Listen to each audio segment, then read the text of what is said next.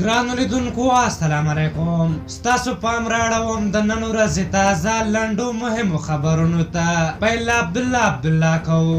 د ملي مصالحې عالي شورا مشر عبدالله له پخواني ولسمشر حامد کرزي سره کتلي. دوی ویلي په لیدنه کې د بندیانو پر تبادلې او د بین الافغاني خبرو پر پیل خبرې کړې. کابل ناپېژاندو کسانو کابل کې یو افغان سیک ماشومه تښتولې. افغانستان کې د سیکانو او هندوانو د ټولنې مشر خجندر سنگ ویلي 14 کلنه افغان سیک ماشومه د کابل له شور بازار سیمې تښتول شوې.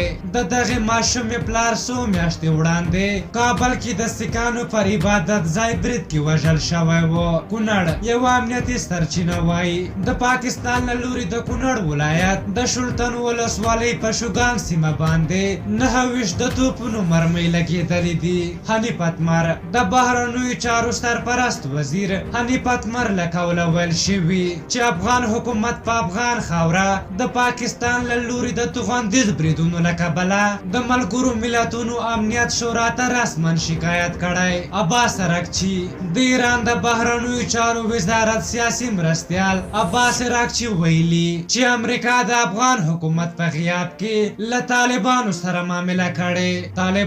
طالبان وایي حکومت د بین الافغاني خبرو په وړاندې خنډونه نه جوړوي او د دوی پاتې شمیر بندیان د ژر تر ژره خوشي کړي. کابل کې د امریکا سفیر افغانستان کې د امریکا سفیر راس ویلسن د افغانستان په مشرانو غږ کړی چې نوی حکومت د ژر جوړ او بین الافغاني مذاکرات د پیل کړي. هغه زیاتوي د افغانانو حوصله ختمه شوې بین الافغاني مذاکرات پیل کړی چې په دایمي او هر اړخیز وربند باندې بحثونه وشي. ترکیه د ترانسپورت وزارت اعلان کړی چې د کورونا وایرس پر وړاندې د ترکیه او افغانستان ترمنځ الوتنې بندې کړې.